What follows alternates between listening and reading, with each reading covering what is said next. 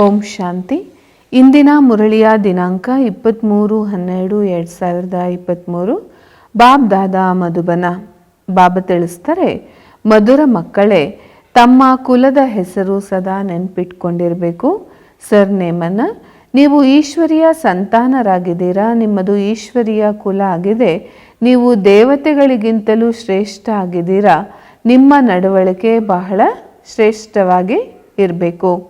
ಪ್ರಶ್ನೆ: ತಂದೆ ಮಕ್ಕಳನ್ನು ತಮ್ಮ ಸಮಾನ ಪ್ರೇಮ ಸಾಗರರನ್ನಾಗಿ ಮಾಡಿದರೆ ಅದರ ಗುರುತು ಏನಾಗಿದೆ? ಉತ್ತರ: ತಾವು ಮಕ್ಕಳು ತಂದೆಯ ಸಮಾನ ಪ್ರಿಯರಾಗಿದ್ದೀರಾ. ಆದ್ದರಿಂದ ನಿಮ್ಮ ಸ್ಮಾರಕ ಚಿತ್ರಗಳನ್ನು ಎಲ್ಲರೂ ಇಷ್ಟಪಡ್ತಾರೆ, ಪ್ರೀತಿಯಿಂದ ನೋಡ್ತಾ ಇರ್ತಾರೆ. ಲಕ್ಷ್ಮೀನಾರಾಯಣರು ಸದಾ ಹರ್ಷಿತಮುಖಿ, ರಮಣೀಕವಾಗಿದ್ದಾರೆ. ಈಗ ತಮಗೆ ಗೊತ್ತಿದೆ, ಬಾಬಾ ನಮ್ಮನ್ನ ಜ್ಞಾನ ಯೋಗದಿಂದ ಬಹಳ ಬಹಳ ಮಧುರರನ್ನಾಗಿ ಮಾಡ್ತಾ ಇದ್ದಾರೆ. ತಾವು ಬಾಯಿಂದ ಸದಾ ಜ್ಞಾನ ರತ್ನಗಳನ್ನೇ ಕೊಡ್ತಾ ಇರಬೇಕು.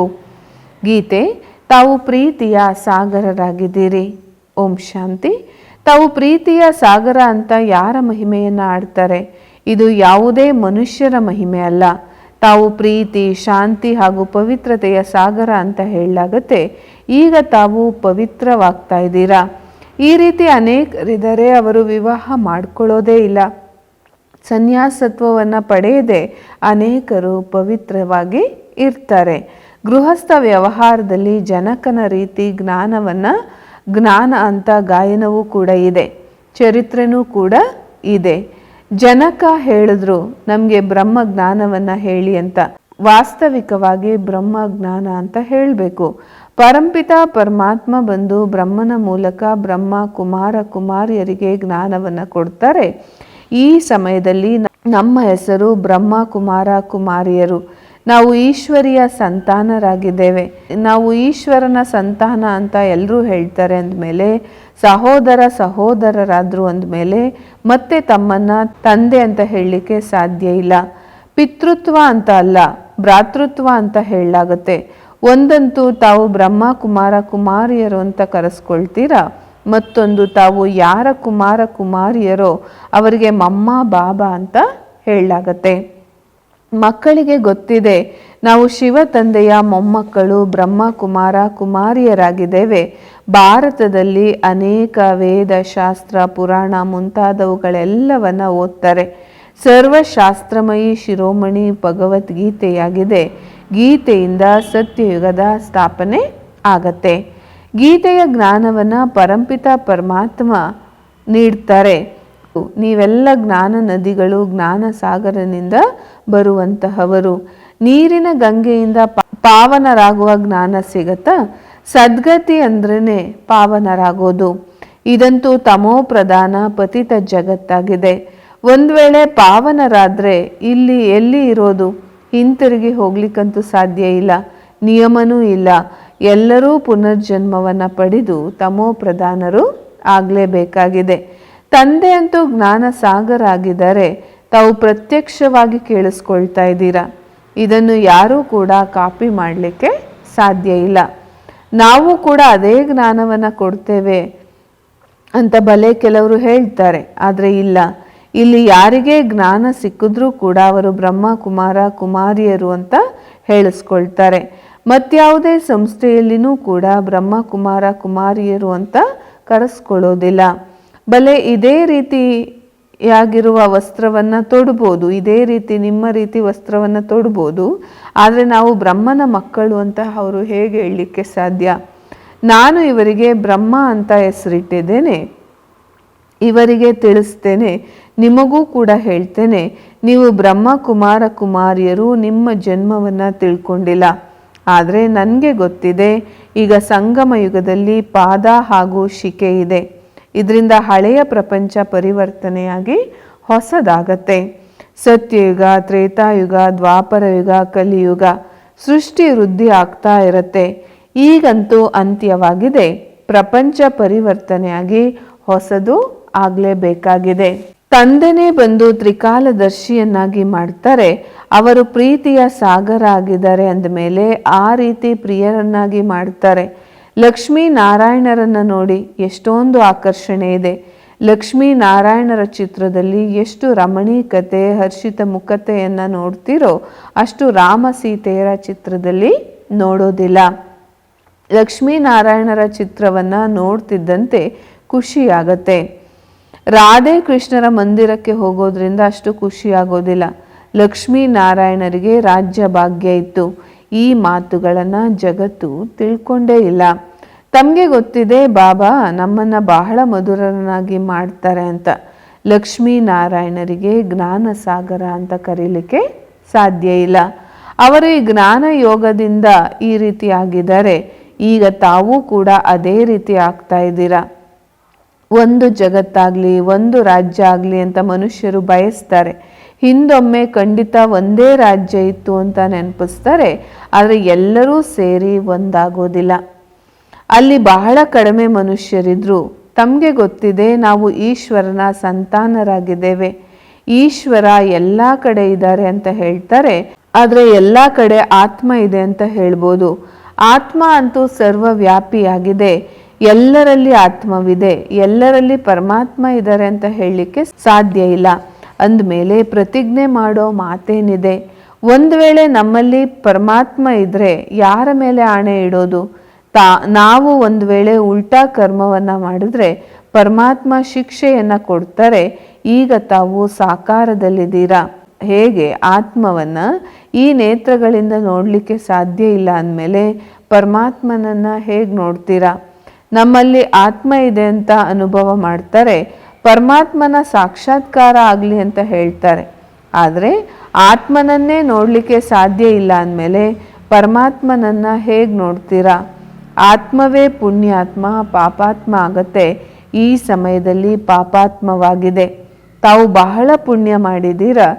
ತಂದೆಗೆ ತಮ್ಮ ತನು ಮನ ಧನವನ್ನು ಅರ್ಪಣೆ ಮಾಡಿದ್ದೀರಾ.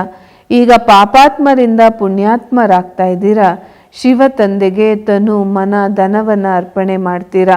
ಇವರು ಕೂಡ ತಮ್ಮ ತನು ಮನ ಧನವನ್ನು ಅರ್ಪಣೆ ಮಾಡಿದ್ದಾರೆ ಅಲ್ವಾ? ತನುವನ್ನು ಕೂಡ ಸತ್ಯ ಸೇವೆಯಲ್ಲಿ ಕೊಟ್ಟರು. ಮಾತೆಯರಿಗೆ ಅರ್ಪಣೆ ಮಾಡಿ ಅವರನ್ನು ನಿಮಿತ್ತ ಮಾಡಿದ್ರು. ಮಾತೆಯರನ್ನು ಮುಂದುವರಿಸಬೇಕು. ಮಾತೆಯರು ಬಂದು ಶರಣಾದ್ರು ಅಂದಮೇಲೆ ಅವರ ಸಂಭಾಲನೆ ಹೇಗಾಗಬೇಕು? ಮಾತೆಯರ ಮೇಲೆ ಬಲಿ ಆಗಬೇಕಾಗತ್ತೆ. ಮಾತೆಯರ ಮೇಲೆ ತಂದೆನೂ ಕೂಡ ಬಲಿಯಾದರು. ತಂದೆ ಹೇಳ್ತಾರೆ ಒಂದೇ ಮಾತರಂ. ಸಮ್ಮುಖದಲ್ಲಿರುವ ರಹಸ್ಯವನ್ನು ತಿಳಿಸಿದ್ರು. ಆದರೆ ಆತ್ಮ ಓ ಗಾಡ್ ಫಾದರ್ ಅಂತ ಕರೆಯತ್ತೆ. ಯಾವ ತಂದೆಯನ್ನು ಕರೆಯತ್ತೆ? ಅದನ್ನು ತಿಳ್ಕೊಂಡೇ ಇಲ್ಲ. ತಾವು ಲಕ್ಷ್ಮೀನಾರಾಯಣರಾಗ್ತೀರಾ. ಮನುಷ್ಯರು ಎಷ್ಟೊಂದು ಪ್ರೀತಿ ಮಾಡ್ತಾರೆ.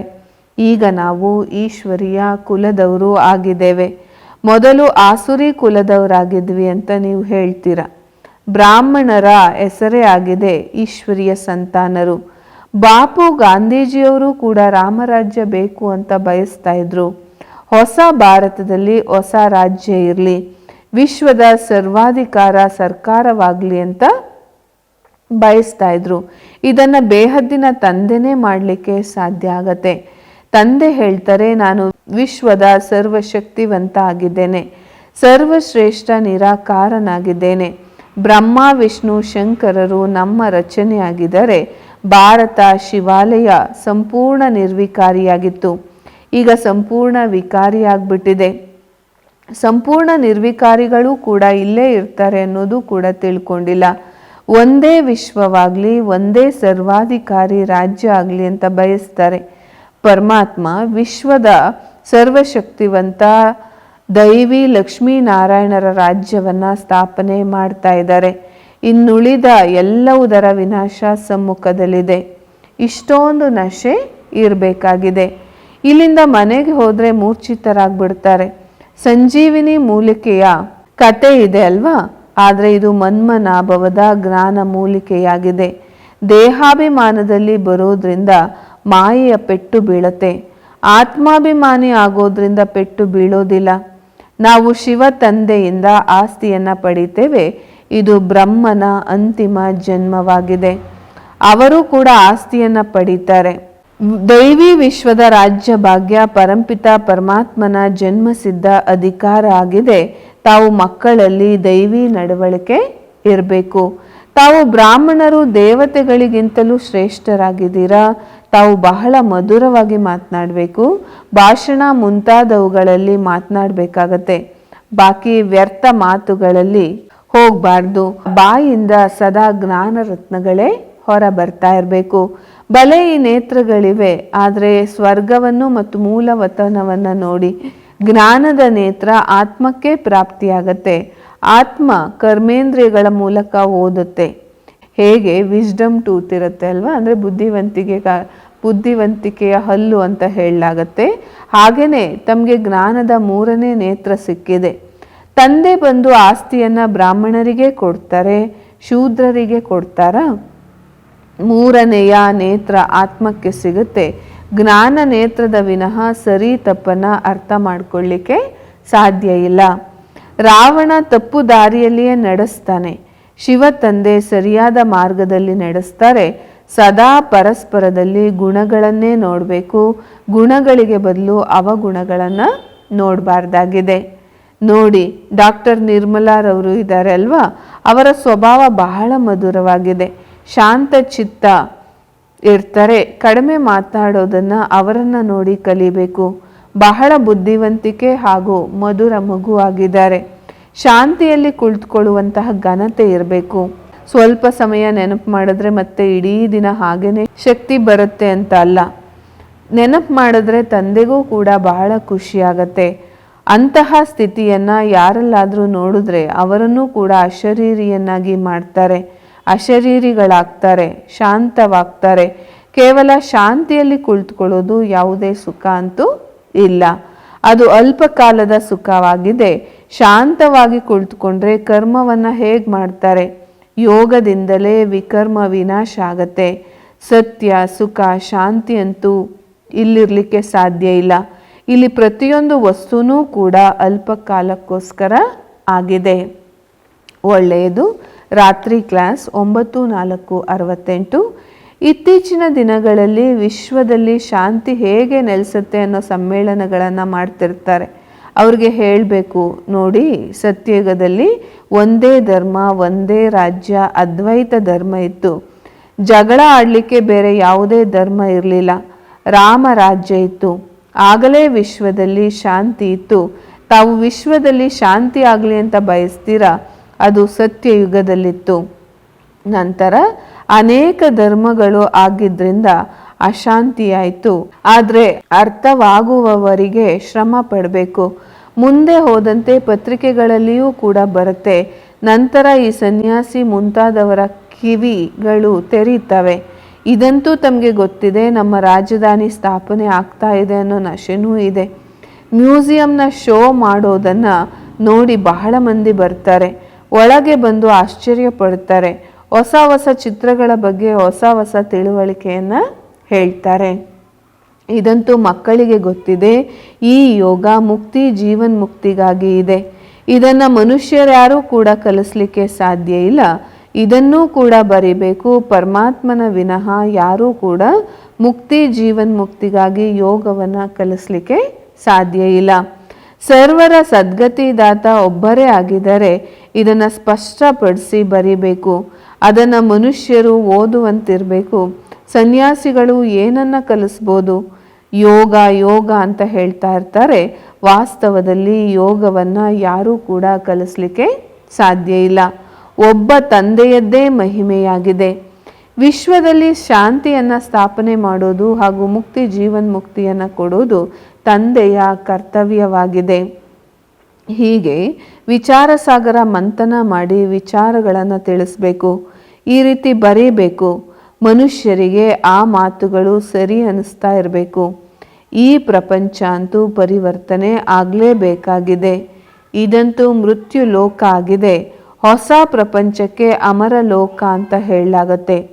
ಅಮರ ಲೋಕದಲ್ಲಿ ಮನುಷ್ಯರು ಹೇಗೆ ಅಮರರಾಗಿರ್ತಾರೆ ಅನ್ನೋದು ಕೂಡ ಆಶ್ಚರ್ಯದ ಮಾತು ಅಲ್ವಾ? ಅಲ್ಲಿ ದೀರ್ಘಾಯಸ್ಸು ಇರುತ್ತೆ ಎಲ್ಲರಿಗೂ ಕೂಡ. ಮತ್ತು ಸಮಯದಲ್ಲಿ ತಾವಾಗಿಯೇ ಶರೀರವನ್ನು ವಸ್ತ್ರ ಬದಲಾಯಿಸೋ ರೀತಿ ಬದಲಾವಣೆ ಮಾಡ್ತಾರೆ. ಇವೆಲ್ಲವೂ ತಿಳಿಸುವಂತಹ ಮಾತುಗಳಾಗಿವೆ. ಒಳ್ಳೆಯದು.